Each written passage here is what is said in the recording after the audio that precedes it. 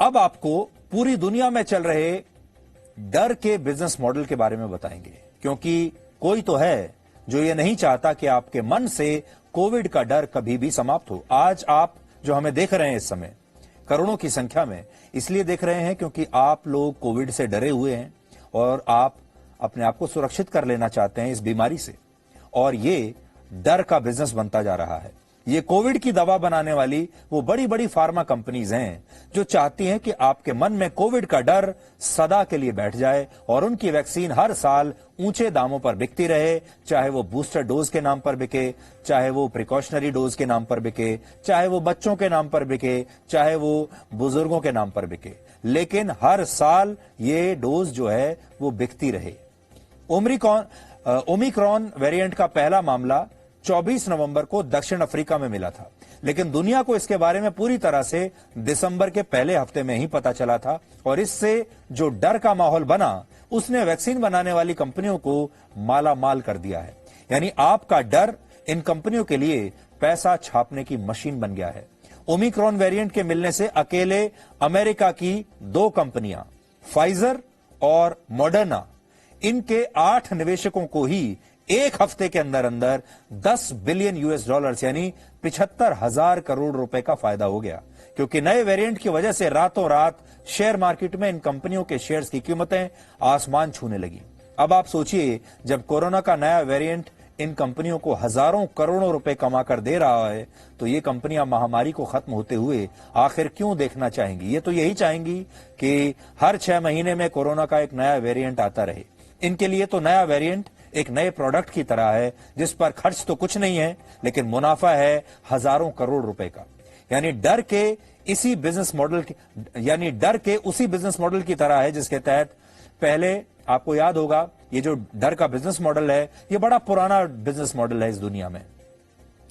डर की वजह से ही पहले हथियार बेचे जाते थे, फिर उन हथियारों के डर से दुनिया को बचाने के लिए और हथियार खरीदे जाते थे, और इसी तरह आप देख लीजिए, ये जो डर का माहौल है, ये जो डर का जो बिजनेस मॉडल है, ये हर जगह इस्तेमाल होता है। हर व्यक्ति आपको डराना चाहता है, चाहे वो आतंकवादी हो, चाहे वो अलग अलग देशों के नेता हो, चाहे और कोई लोग हो। इस समय दुनिया में जितनी भी फार्मा कंपनीज वैक्सीन बना रही हैं, वो कोविड से पहले तक घाटे में हुआ करती थी।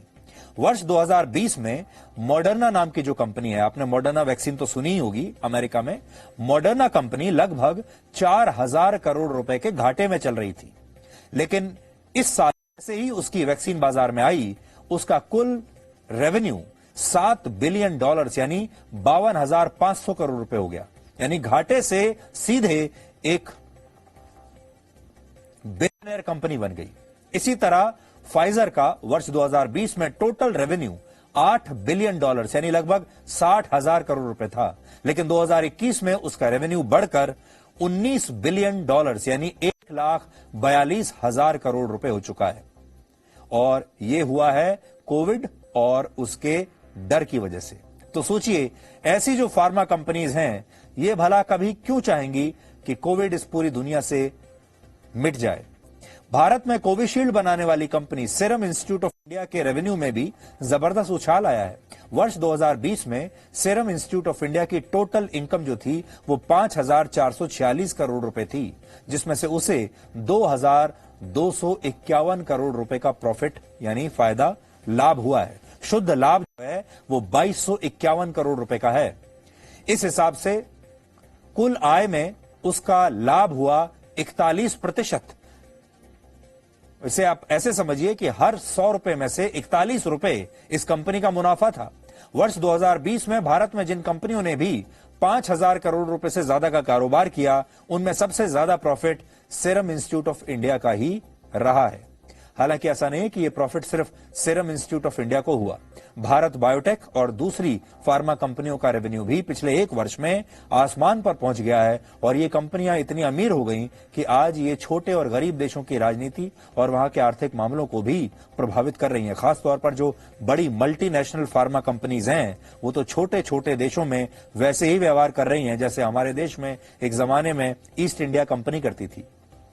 और वो ऐसे कि जो बड़ी मल्टीनेशनल कंपनीज वैक्सीन बनाती हैं, उनकी हर देश के साथ एक सीक्रेट डील होती है। गुप्त डील होती है। Serum institute of